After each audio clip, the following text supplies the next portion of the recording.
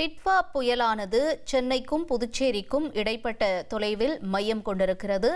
இந்த புயல் மெல்ல மெல்ல நகர்ந்து புதுச்சேரி இடையே கரையை கடக்கும் என்று எதிர்பார்க்கக்கூடிய நிலையில் வரக்கூடிய நாட்களில் மழையினுடைய தீவிரம் என்பது அதிகரிக்கும் என்ற தகவலும் வெளியாகிருந்தது. அதன்படி நவம்பர் 30ஆம் தேதி வரை இந்த மழையினுடைய தாக்கம் இருக்கும் என்று நாம் எதிர்பார்க்கலாம்.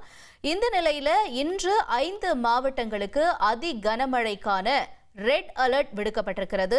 அது வரக்கூடிய பின்வரும் மாவட்டங்களாக நாம பார்க்கக்கூடியது திருவாரூர், தஞ்சை, நாகை, புதுக்கோட்டை, ராமநாதபுரம். அதாவது இன்று டெல்டா மாவட்டங்களுக்கு அதி கனமழைக்கான ரெட் அலர்ட் விடுக்கப்பட்டிருக்கிறது.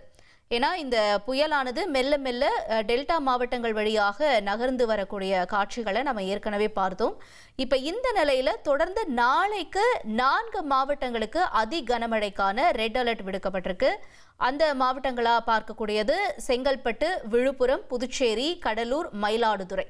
இவ்வாறு நாளை 4 மாவட்டங்களுக்கு கனமழைக்கான ரெட் அலர்ட் விடுக்கப்பட்டிருக்கிறது. தொடர்ந்து 14 மாவட்டங்களுக்கு நாளை மிக கனமழைக்கான ஆரஞ்சு அலர்ட் விடுக்கப்பட்டிருக்கிறது. பின்வரும் மாவட்டங்களாக பார்க்கக்கூடியது புதுக்கோட்டை, திருவாரூர், தஞ்சை, நாகை, பெரம்பலூர் உள்ளிட்ட டெல்டா மாவட்டங்களையும், தொடர்ந்து திருச்சி, அரியலூர், கள்ளக்குறிச்சி, சேலம், திருவண்ணாமலை மாவட்டங்களுக்கும், தொடர்ந்து வடகடலோர மாவட்டங்களாக இருக்கக்கூடிய காஞ்சிபுரம், சென்னை, திருவள்ளூர் உள்ளிட்ட மாவட்டங்களுக்கும், ராணிப்பேட்டை உள்ளிட்ட மாவட்டங்களுக்கும் நாளை கனமழைக்கான ஆரஞ்சு அலர்ட் விடுக்கப்பட்டிருக்கிறது. முக்கிய செய்தியாக பார்த்தோம். உங்கள் தந்திவன் தொலைக்காட்சியில் தெனாலிராமன் தினமும் மாலை 6 மணிக்கு காண தவறாதீர்கள்.